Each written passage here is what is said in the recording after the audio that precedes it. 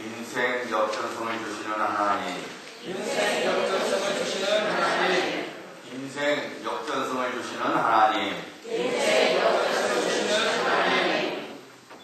제목이라도 잊지 말아야죠. 한 번 더. 인생 역전승을 주시는 하나님, 인생 역전승을 주시는 하나님. 이 아침에 나누고자 할 말씀 제목입니다. 일반적으로 사람들은 운동 경기에 열광합니다. 오늘 슈퍼볼이죠. 사람들은 경기 내용에 따라서 웃고 울고 안타까워하고 그리고 잔뜩 긴장합니다. 마치 자기가 선수로서 그 경기에 뛰는 것처럼 그런 마음으로 운동 경기에 집중합니다. 운동 경기에 있어서 가장 짜릿한 순간 혹은 가슴 벅찬 감동을 주는 것은 역전승입니다. 졌다고 생각되는 경기 막판에 예상치 못했던 일이 벌어져서 다진 경기를 이기게 되는 역전승만큼 보는 사람들을 감격의 도가니로 몰아넣는 것은 없을 것입니다. 이 전설의 야구 선수 요기베라는 이런 유명한 말을 남겼죠. 끝나기 전까지 끝난 것은 아니다. 야구는 9회 말 2아웃부터이다. 야구 시합은 9회 말까지입니다. 2아웃이면은 한 사람만 더 아웃되면은 그 경기는 끝난 것입니다. 다시 말씀드리면 그 경기는 거의 끝났다고 봐야 하는 것이죠. 그럼에도 불구하고 경기는 아직 끝난 것이 아니라고 요기베라는 말했습니다. 그는 역전승의 기회를 강하게 믿었던 사람이죠. 여러분 성경 속에 보면은 수많은 인생들이 나옵니다. 그런데 그 사람들의 인생 시작이 처음부터 금수저를 물고 시작되지 않았습니다. 우리가 소위 말하는 믿음의 아버지라고 불리는 아브라함은 본래 우상 숭배자였습니다. 이스라엘의 12지파의 아버지가 된 야곱은 계략으로 남의 것을 훔치는 사기꾼 같은 인생이었습니다. 당시 최강대국 애굽의 총리가 된 요셉은 노예 생활과 감옥 생활을 전전했습니다. 출애굽의 주인공이었던 모세는 살인자가 되어서 도피자의 삶을 살았고 40년 동안이나 짐승들과 살아야만 했습니다. 부모도 없이 보아로 자랐던 에스더는 나중에 왕후가 되었습니다. 포로로 끌려갔던 다니엘은 바벨론의 제상이 되었습니다. 일찍부터 과거가 되었던 룻은 이삭을 줍던 신분에서 그 밭의 안주인이 되었고 메시아의 족보에 오르는 복받은 인생이 되었습니다. 하나님께서는 인생들에게 역전승을 주시는 분이십니다. 잠언 8장 17절 말씀이죠. 나를 사랑하는 자들이 나의 사랑을 입으며 나를 간절히 찾는 자가 나를 만날 것입니다. 하나님을 사랑하는 자 그리고 하나님을 찾는 자가 그 은총을 입어서 역전승의 인생을 살게 됩니다. 여러분 모든 인생에 있어서 가장 소중한 것이 무엇입니까? 우리에게 있어서 가장 소중한 것이 무엇입니까? 그것은 두말할 것도 없이 생명입니다. 모든 사람에게 생명을 회복시켜 주신 분이 우리 주 예수 그리스도입니다. 이 예수 그리스도의 십자가 사건 역시 우리 하나님의 역전승의 솜씨였죠. 처음엔 어둠의 세력이 예수님을 죽음으로 몰아갔지만은 예수님은 하나님의 권능으로 죽음을 번세를 깨뜨리시고 부활하셨습니다. 그를 믿는 모든 자에게 생명을 안겨다 주었습니다. 우리 예수님께서 부활하시는 날 모든 것이 역전되었습니다. 소망이 없는 자들이 소망을 갖게 되었습니다. 죽은 자들이 산 자가 되었습니다. 사랑하는 여러분, 우리 하나님은 역전승을 주시는 하나님이시죠. 하나님께서 은혜를 베풀어 주시면 어떤 인생도 역전됩니다. 어느 인생이든지 크고 작음의 차이가 있지만은 깨지지 않는 인생은 없습니다. 여러분의 인생 내용을 보세요. 깨진 것이 있습니다. 좀 크고 작음의 차이는 있지만 다 우리 인생의 일부분이 깨져 있습니다. 난파를 당하지 않은 인생은 하나도 없습니다. 그런데 하나님께서는 깨진 인생을 붙여주시고 난파를 당한 인생을 구조해 주시고 그래서 역전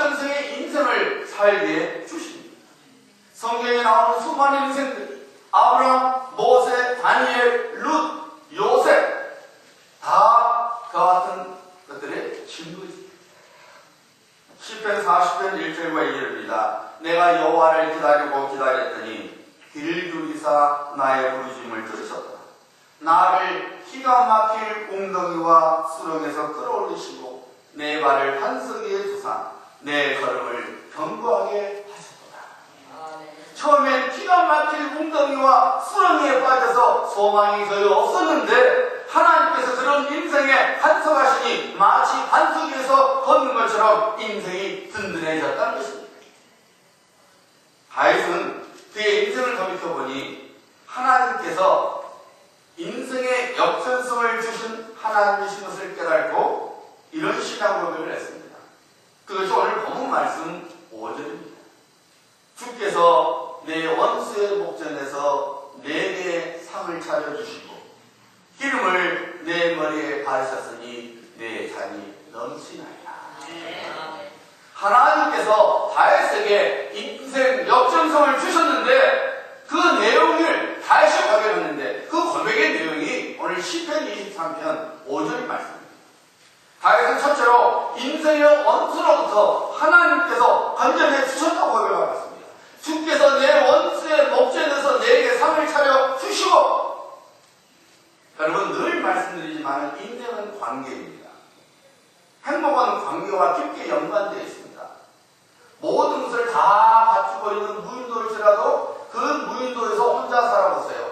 결코 행복해질 수 없습니다. 하루 이틀쯤이야 아이고 바가지 붉게 하는 사람에서 참 좋네 그러는지 모르지만 다 갖추고 있어도 무인도에 혼자 살고 있으면 절대로 행복해질 수 없습니다.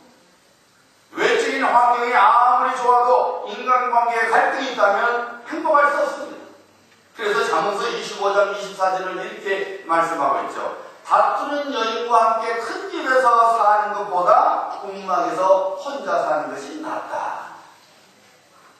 여러분 아무리 맛있는 음식을 먹는다 할지라도 마음에 안 맞는 사람과 함께 먹으면 최악입니다. 차라리 터진 라면일지라도 마음에 맞는 사람과 함께 먹는 것이 행복하지.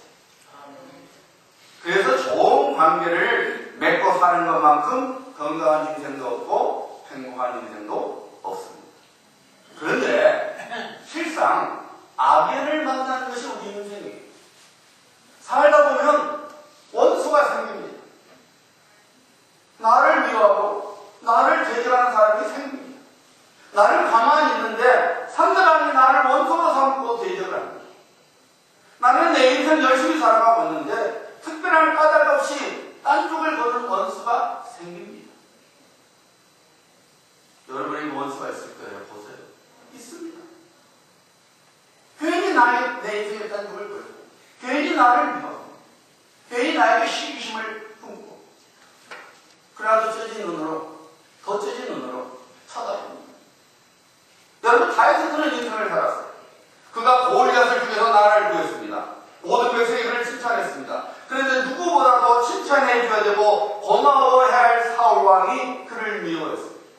그것도 단순한 미움이 아니라 원수처럼 여기고 죽이려고 덤벼들었습니다. 그가 도망자의 삶을 살 때에도 그를 따르는 백성을 위하여 최선을 다했습니다. 그런데 좀 어려운 일이 생기자 그 백성들이 다윗을 죽이고자 했습니다. 한 번도 너 왜 그러니 하고 야단을 치지 않고 사랑해주었던 압살롬이 다윗을 원수처럼 여기고 죽이려고 덤벼들었습니다. 사랑하는 성도님들, 우리 인생 속에 원수가 생겼을 때에 어떻게 해야 합니까? 일반적으로 내게 깊은 상처를 준 사람이 가까이 있으면 정상적인 삶을 사는 것이 무척 힘이 듭니다.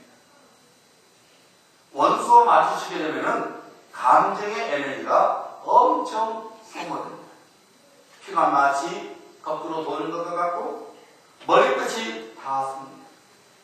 분노와 미움과 적감 때문에 감정이 매우 예민해집니다. 그러다가 보복의 심리가 일어나죠. 내가 당한 만큼 너도 한번 당해봐라 하고 맞대어 싸우고 싶은 감정이 일어나게 됩니다. 하지만 결국 그 같은 감정이 그 사람의 인생을 망가뜨려버립니다.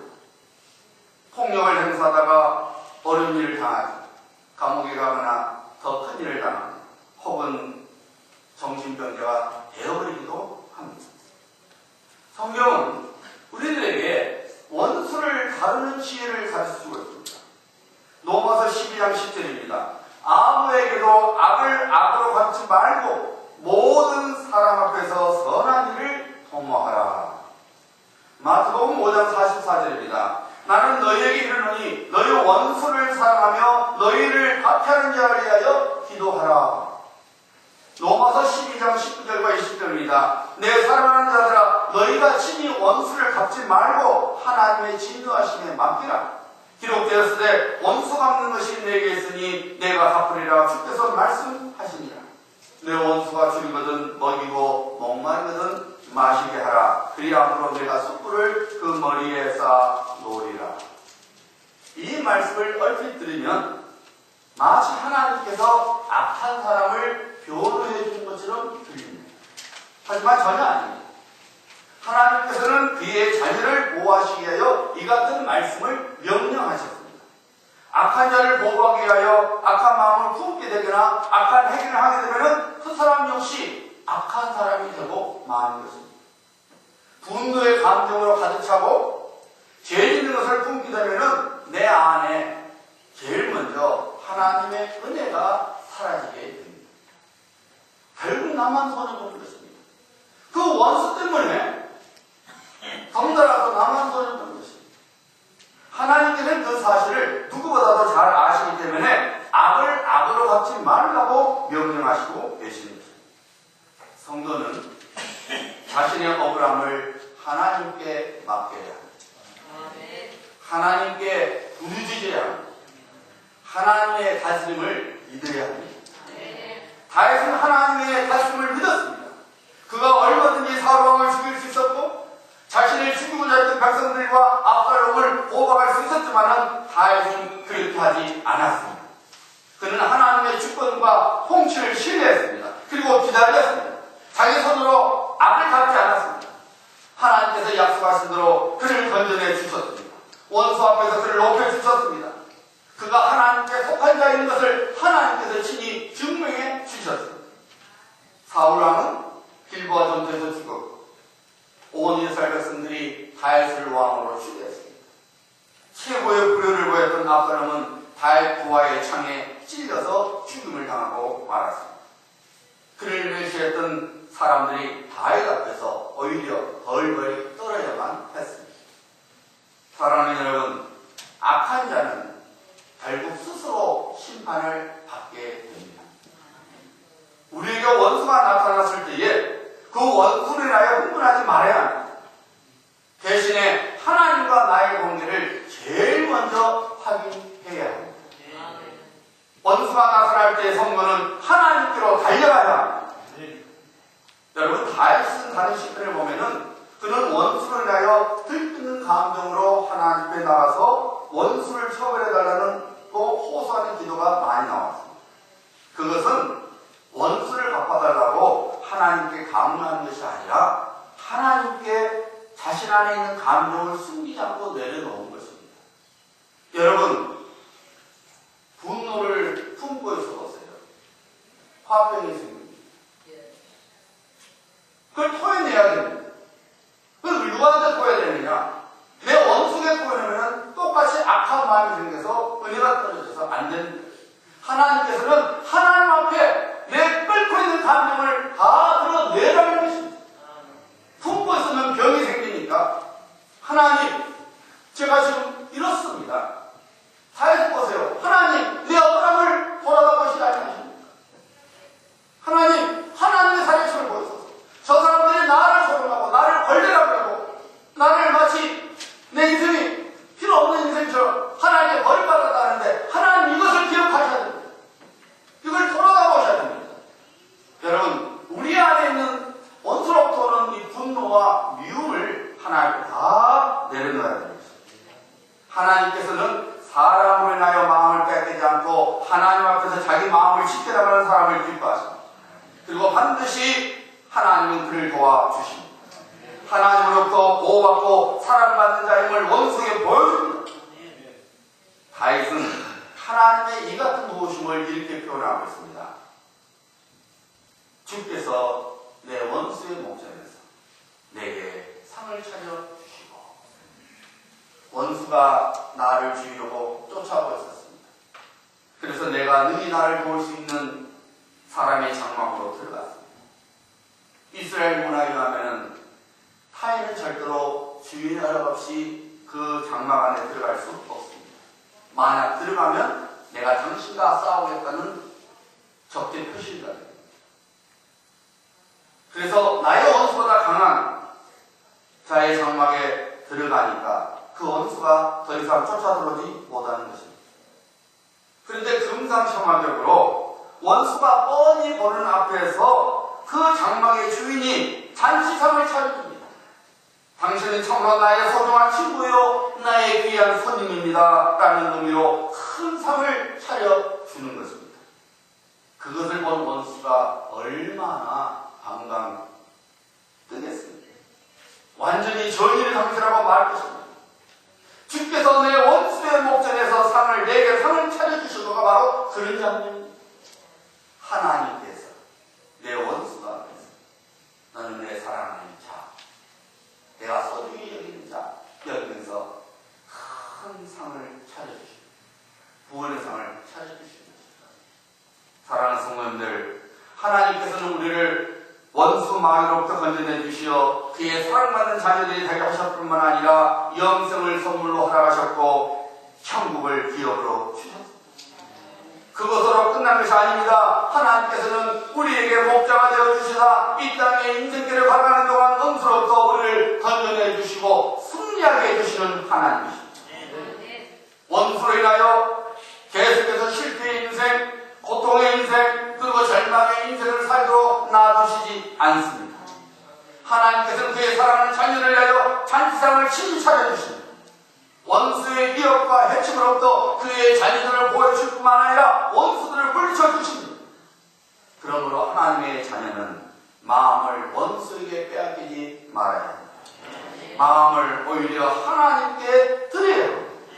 하나님께 소망을 두고 믿음으로 인내해야 합니다. 그러면 반드시 하나님께서 신이 차려주시는 밥상, 즉 구원의 밥상을 먹는 날을 보게 됩니다. 원수를 이기는 일은 우리에게 달려있지 않습니다. 하나님께 있습니다. 하나님은 역전승을 안겨다 주시는 나의 하나님이시죠. 하나님께서 다윗의 인생을 역전승시켜 주셨는데 그 두 번째 역전 내용을 이렇게 말하고 있지요. 기름을 내 머리에 부으셨으니, 바르셨으니. 여러분, 구약에서 기름 부음은 세 가지 의미가 있습니다. 첫째는 기름은 치유할 때 사용합니다. 양의 상처를 입으면 목자가 그 상처 부위에 기름을 발라줍니다. 야고보서 5장 14절 보면 이렇게 기록되어 있죠. 너희 중에 자가 있느냐? 그는 교회의 장로들을 청할 것이요 그들은 주의 이름으로 기름을 바르며 그들을 위하여 기도할지니라. 선한 사마리아 중에서도 강도를 만난 사람을 선한 사마리아인이 그 사람의 상처 위에 기름과 포도주를 발라 주었습니다. 기름을 부어주는 것은 치유를 의미하는 것입니다. 또 하나의 기름 부음의 의미는 부르심의 의미입니다.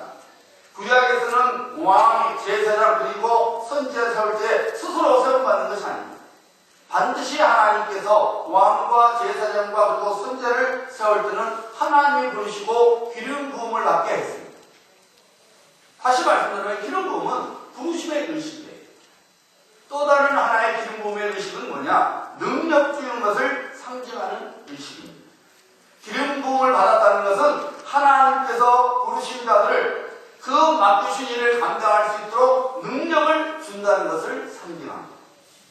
사무엘상 16장 13절에 보면은 사무엘 선지자가 기름불을 취하여 다윗에게 기름을 붓자 다윗은 여호와의 영 성령에 크게 감동되었다고 증거하고 있습니다.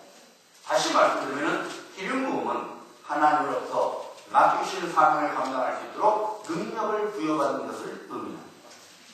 사도행전 10장 38절이죠. 하나님이 나사렛 예수에게 성령과 능력을 기름 붓듯 하였으며 그가 두루다니시며 선한 일을 행하시고 마귀에 눌린 모든 사람을 거치셨으니 이는 하나님이 함께 하셨습니다.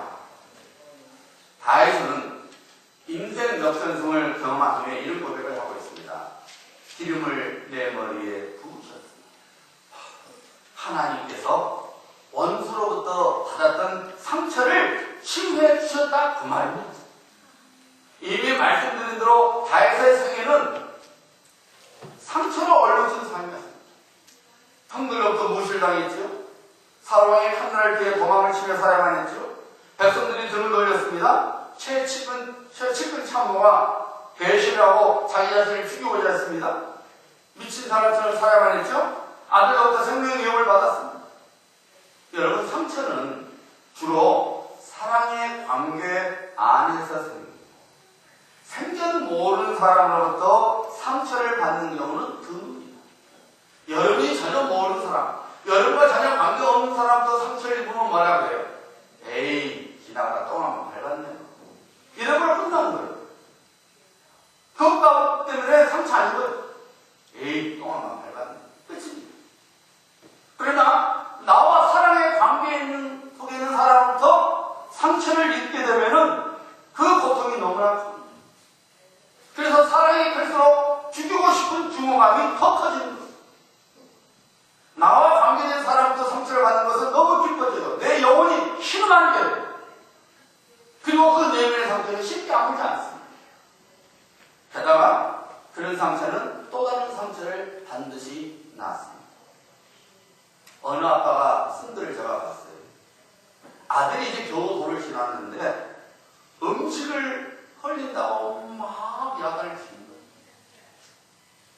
거예요. 밥 먹을 때마다 이제 겨우 돌을 지났는데 이 아이가 음식 먹다 흘리면은 막 입에 거친 욕을 하면서 야단을 치는 거예요. 보다 못해서 아내가 아니 이제 겨우 돌 지난 아이가 음식을 흘리는 게 당연하지 무엇 더 갖고 어떻게 야단을 치냐고 소리를 꽉 지르겠어요. 그 남편이 방에 가만 들어와서 가만 생각하니까 이제 돌이 저리 지났는데 음식을 흘리는 것이 정상인데 왜 그걸 참지 못하고 그렇게 어린 아들한테 욕을 하고 막 소리를 지를까 가만 생각하니까 자기가 어렸을 때 헐뜯어본 아버지가 음식을 흘린다고 그렇게 야단을 쳤던 상처가 자기 안에 있었던 거예요. 그 상처가 또 다른 상처를 낳는 거예요. 우리말에도 혹독한 심살이라는 며느리가 더 무서운 심살을 시킨다는 말이 있어요. 시험에로부터 혹독한 심살이 됐으면 나는 그렇게 하지 말아야겠구나 이거 정상인데 더 한다는 거예요. 왜 그래요? 받은 상처가 안에 있어서 그 상처가 드러나서 또 다른 상처를 만들어내는 것이죠. 하나님께서는 다윗을 사랑하사 그의 삶 속에서 경험했던 상처를 치유해 주셨습니다. 기쁜 상처로 얼마 터지지 않도록 놔두시지 않았습니다. 터지도록 놔두시지 않았습니다. 하나님께서 인형과 자기의 손길로 상처 입은 그의 심령을 만져주셨습니다. 치유해 주셨습니다. 다윗은 하나님의 손길 중에서 많은 사람들로 받은 그 상처를 치유받았던 것입니다. 그래서 사울왕을 얼마든지 죽일 수 있음에도 불구하고 그의 몸을 손대지 않았습니다. 하나님께서 기름 부으셨으니 내가 손대지 않냐.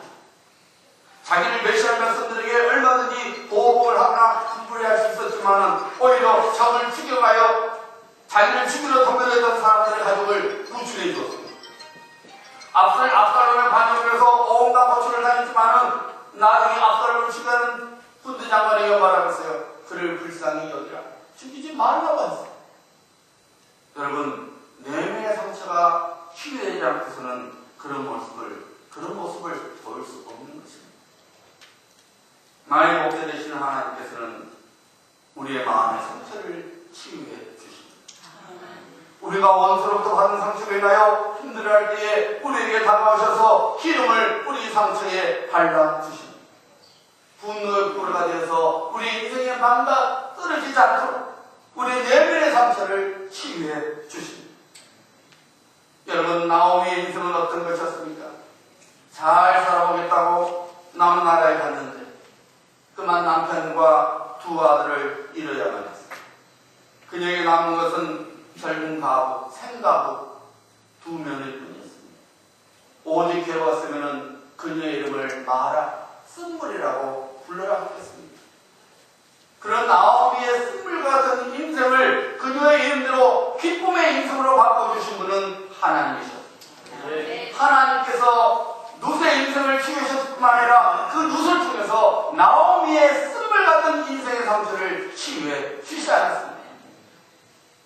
아버지가 엄마의 몸에 칼을 긋고 그곳에 소금물을 뿌리는 잔인한 가정폭력에 시달리며 살았던 자매가 있었습니다. 아버지의 폭력을 견디다 못해서 그 자매의 엄마는 자매가 10살 때에 집을 나가버렸습니다. 어머니가 집을 나가버리니까 그 뒤로 그 자매는 생활고를 겪어만 했고 심지어 성폭력까지 당해만 했습니다. 자라면서 너무나 받은 상처가 커서 결혼을 안 하려 하다가 29살에 한 남자를 만났는데 그래서 결혼하게 됐는데 그 남편이 아버지와 똑같았습니다. 매일 자신에게 폭력을 휘두르고 매일 자신에게 폭언을 쏟아 부었습니다. 견딜 수가 없었어요. 너무너무 불행한 삶을 견딜 수가 없어서 그만 이혼을 선택했습니다. 그 자매에게는 가정하면은 고통과 불행의 장소 그것만 떠올랐습니다. 기억 어디서도 한 번이라도 행복했고 한 번이라도 따뜻한 느낌을 찾을 수가 없었어요. 왜 나는 이렇게 불행할까? 왜 나는 이렇게 인생이 엉망일까? 엄마가 천주교 신자에서 혹시 엄마는 천주교를 믿으니까 저렇게 불행한 것 같으니까 나는 한번 다른 종교를 믿어봐야겠다 해서 열심히 저를 쫓아다닙니다. 그래도 자기가 불행한 인생이라는 생각을 떨쳐버릴 수가 없었습니다. 그러다가 하나님을 믿는 가정에서 가사 도우미로 일하게 되었습니다. 그곳에서 난생 처음으로 따뜻한 가정을 경험할 수가 있었다. 주인 집사님이 통해서 그 받은 사람, 주인 집사님의 사랑을 통해서 가정이라는 것이 이런 것도 있구나 하는 것을 깨닫게 되었다는 것입니다. 주인 집사님을 따라서 교회에 왔습니다. 예수 그리스도의 십자가 이야기를 들을 때마다 아버지에게서 매를 맞던 엄마가 떠올랐다고 합니다. 자기 고통이 너무 심했기 때문에 예수님께서 십자가에 살아가신 고통을 누구보다도 절실히 이해할 수가 있었다는 것입니다. 고통을 당해왔기 때문에 그 고통이 어떤 것인지를 이해할 수 있었다는 것입니다. 어릴 때부터 고통의 삶을 살았기 때문에 자신은 불행한 사람이라고 생각했었는데 그런 자신을 죽기까지 사랑해 주신 예수님의 사랑을 알고 나니 자신만큼 행복한 사람이 없다고 모든 교인 앞에서 간증을 했습니다. 여러분, 누가 그 자매의 깊은 상처를 치유해 주었습니까? 예수 그리스도께서 십자가 고난을 통해 보여주신 사랑을 인해서 그 자매는 10년 깊은 곳에 있는 그 상처가 치유받았던 것입니다. 우리 하나님은 상처를 치유하신 하나님이십니다. 하나님의 백성의 마음의 상처에 기름을 발라주시고 어느 누구도 치유할 수 없는 그 상처를 우리 하나님은 치유해 주십니다. 엄마와 아버지가 다른 언니로부터 버림을 당한 자매가 있었어요. 엄마가 어떤 남자와 결혼해서 언니를 낳았어요. 남편이 죽었어요. 또 다른 남자를 만나서 결혼했어요. 그리고 자기가 낳았어요. 그리고 그 남자도 죽어버렸어요. 한국은 아버지 성을 따라가지 않습니다. 그러니까 절대 이 자매는 엄마와 언니와 호적이 달라버립니다. 아버지 성이 다릅니다. 호적이 다른 딸과 동생을 부끄러워하면서 엄마와 언니는 누군가 보면은 제 입양했다고 이렇게 자기 어머니 앞에서 말했어요. 얼마나 상처가 되겠습니까? 자기 엄마인데 비록 아빠는 다르지만 같은 배에서 나온 언니인데 사람들 앞에서 쟤를 입양했다. 시어머니가 그러는 거예요. 야야야야, 네 남편, 네 동생 입양했다며 네 남편 단순 잘해라. 여러분 그 말을 들을 때 그 자매의 마음이 얼마나 아팠겠어요. 얼마나 아팠겠어요. 형도인데 너무너무 괴로웠어요. 엄마도 인정하지 않고 언니도 인정하지 않고 시댁 식구가 눈으로 벗겨진 눈으로 쳐다보니까 그냥 뛰쳐나왔습니다. 혼자 살았어요. 불행한 나와 불행한 너가 만나서 불행한 우리의 불행한 결혼을 하게 됐어요. 남편을 만났는데 이놈의 남편이 완전히 술과 무능력, 자매 결혼 생활이 그날도 불행한 상황인데 더 바닥을 치고 말았습니다. 자매 혼자서 생계를 책임져야 말했습니다. 두 아들이 낳았는데도 남편이 전혀 달라지지 않았습니다. 예수를 믿지 않았기 때문에 더 이상 견딜 수가 없어서 이혼을 했습니다. 문제는 두 아들을 볼 때마다 미운 감정이 솟아오릅니다. 그 무능자고 그저 술만 취해 사는 그 남편의 얼굴 닮은 아들들만 보니까 그냥 싫은 거예요. 그냥 몸살같이 하는 거예요. 저놈들도 크면은 저 못된 인간처럼 저 원수처럼 되겠지 그 생각이 드니까 사랑하고 싶은 마음도 없고 그냥 벌벌벌 떨리는 우울증이 찾아왔습니다. 모든 것이 죽어야만 끝나겠구나 하는 생각이 드니까 그저 막막합니다. 그러다가 이웃 사람이 선두로 교회에 나오게 됐어요. 목사님 메시지를 내세요. 인간은 100%가 죄인입니다. 인간은 다 죄인입니다. 그 설교 말씀을 들었을 때에 깨달음이 왔어요. 자기를 주웠다고 이야기했다고 말하는 엄마, 언니, 그 시댁 식구들, 그 이혼한 남편, 다 죄인이니까 그렇구나. 그 마음이 들었습니다. 원망할 필요 없겠구나. 죄인이니까 당연한 거구나. 하나님의 사랑이 그 자매의 마음에 흘러들어가기 시작했습니다. 자신을 포기하지 않으셨던 주님의 사랑을 깨닫고 나니까 용서할 수 없었던 언니와 형부가 떠올랐습니다.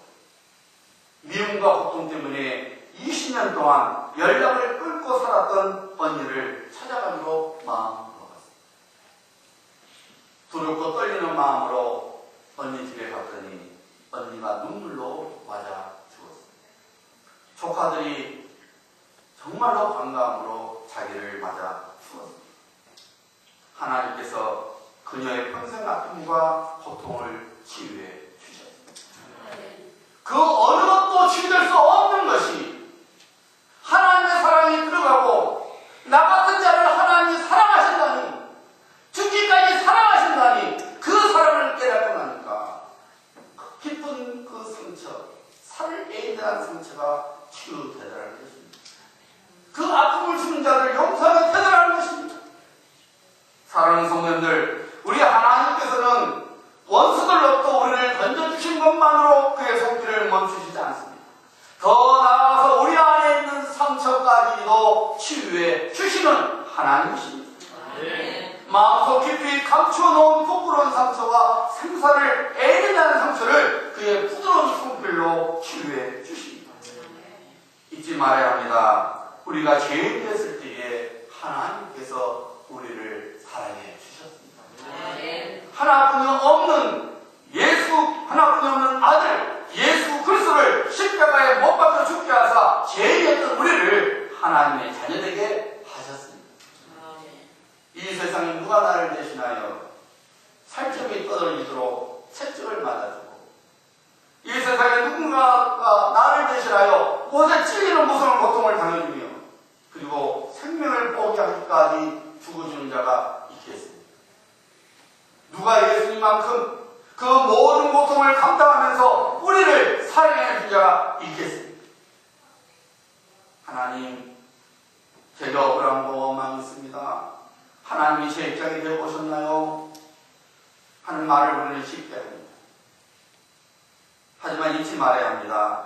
하나님께서 십자가의 사랑으로 우리를 사랑해 주셨습니다. 그리고 지금도 사랑하시고 계십니다. 다윗처럼 겸손한 믿음으로 우리의 아픔과 고통과 억울함을 나의 목자 되시고 반석이 되시는 하나님 앞에 내려놓아야 합니다. 좋으신 하나님께서 반드시 기름을 받으사 우리의 상처를 치유해 주십니다.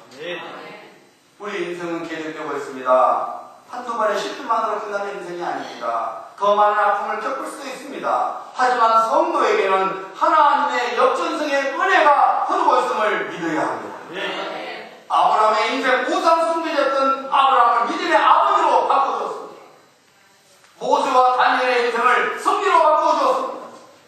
누색의 역전성의 인생을 주셨습니다. 그리고 다윗에게 인생의 역전성을 안겨다 주었습니다.